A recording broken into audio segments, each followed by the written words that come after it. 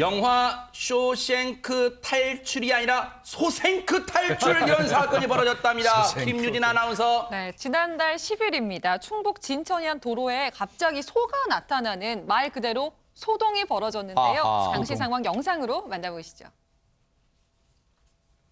진천에서 청주 방면으로 가는 도로입니다. 이 도로를 따라서 걸어가는 경찰관의 모습이 보이는데요. 아이고. 이 순찰차가 경찰관에게 앞으로 다가서자 가로막힌 차들 사이로 소 한 마리가 보입니다. 네. 도로 한복판에 소가 나타나다니요. 어디 가니? 기막힌 상황에 경찰관과 순찰차가 소를 뒤쫓기 시작하는데 제발 거기 멈추소. 네, 소는 정말 보란 듯이 도망쳐 버립니다. 아하. 요리조리 순찰차를 피해서 잘도 달아나는데요. 다행히 근처 논 앞에서 우뚝 멈춰 섰다고 합니다. 네.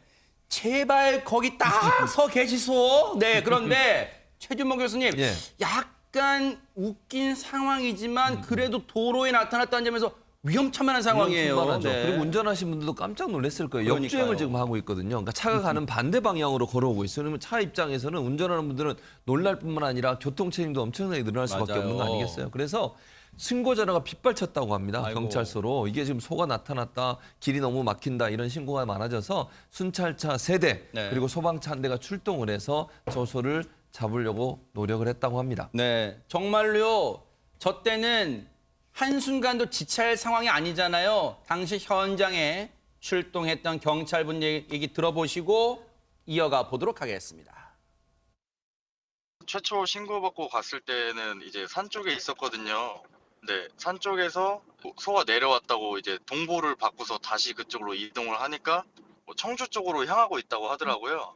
그래서 다시 이동을 하는데 가다 보니까 이제 반대쪽 차선에 소가 이제 역주행을 해가지고 다시 오고 있더라고요. 그때 이제 내려서 1차 포획을 시도했는데 이제 주변에 피해가 좀 우려가 많이 돼가지고 거기서는 못하고 그 논 쪽으로 소가 이동을 해서 이제 거기서 포획을 한 거거든요. 네, 경찰분과 협력하셨던 우리 소방대원분 얘기 들어보셨는데 아니 그런데 최준봉 교수님 예. 대체 저 소는 어디에서 온 겁니까 그러면? 진천에 있는 한 우시상에서 이제 팔릴 소였어요. 그러니까 팔리고 나서 계약이 이루어지는 상황에서 탈출을 한 거예요. 아이고. 그래서 결국 이제 뭐 본인이 팔리는 걸 알았는지 어쨌는지 모르겠지만 탈출을 해가지고 이 7시에 사실은 거래가 성사되는 시점이었거든요. 근데 네. 탈출을 해서 결국 4km 정도를 가서 네. 결국 이제 경찰과 소방관에게 발견이 됐다 이렇게 볼 수 있을 것 같습니다. 네. 사실은 좀 어떻게 보면 그 도주라고 할까요? 탈출이라고 할까요? 안진용 기자님 그 사정을 좀 들어보니까 소 입장에서 좀 딱한 상황이네요. 네, 말 그대로 이렇게 우시장으로 가다가 탈출을 한 건데요. 근데 이 혼잡한 도로기 때문에 자칫 2차 사고의 우려도 있었잖아요.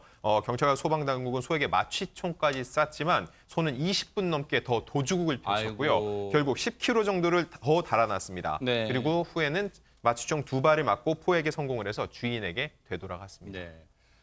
저 소 입장에서는 우리 안진영 기자님이 도질 극이라고 표현하니까 정말 안 기자님 서운해요. 저도 살려고 도망쳤어요. 저도 제 운명이 이렇게 될 줄 몰랐어요.라고. 세상에 저 마취총 맞은 거 보세요.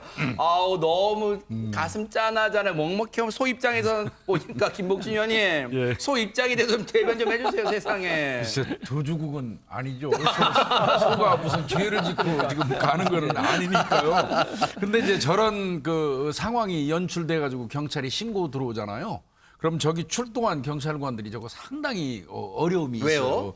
뭐 이른바 이제 뭐 길에 갑자기 뭐 야생 멧돼지가 나타났다 그러면 뭐 사살을 하는데도 큰 문제가 없어요. 유해조수니까, 네네. 그런데 소 같은 경우는 가축이고 또 가축은 당연히 그 소유자가 주인이 있지 않습니까? 그러겠네요. 그래서 생포하는데 반드시 살려서 생포해가지고 돌려줘야 되거든요. 아하. 그래서 그 과정에서 이제 이 그 마취총을 쏘게 된단 말이죠. 네. 근데 이 마취총 사실 서로 쏘는 거 꺼려해요. 아. 잘못 쏴가지고 혹시 소 뭐 이 그 눈이라든지 어떤 급소에 맞을 급소나. 가능성도 있고 또 마취총을 맞는 과정에서 이 소가 어떤 쇼크사 가능성도 있단 말이죠. 네. 그래서 총 쏘는 거 굉장히 부담스러워하고 꺼려한다는 거는 사실이에요. 네. 원래 이제 저 경우도 아마 순찰자가 한 3대 정도 출동한 것 같고요.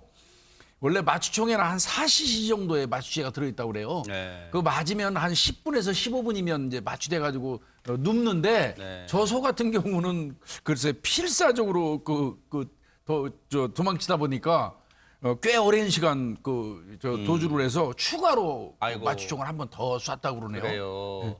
근데 앞서 그 논두렁인가요? 논에 있는 그 소를 보니까요. 글쎄 저만의 생각일까요? 마취총이 옆구리 부위에 이 꽂혀 있는 상태에서 물론 사진이어서 그런지 모르겠습니다만 멀리 먼 곳을 응시하는 소가 글쎄요. 체념한 듯해 보이기도 하고요. 뭔가 고개를 떨군 모습도 보면서 참 안쓰러워집니다. 그런데 소가 자신의 운명을 미리 예견했는지는 모르겠지만요. 그래도 살아보려고 했던 그 소의 마음 정말 좀 가슴 먹먹해지는 그런 사건 아니었나 생각도 해봅니다.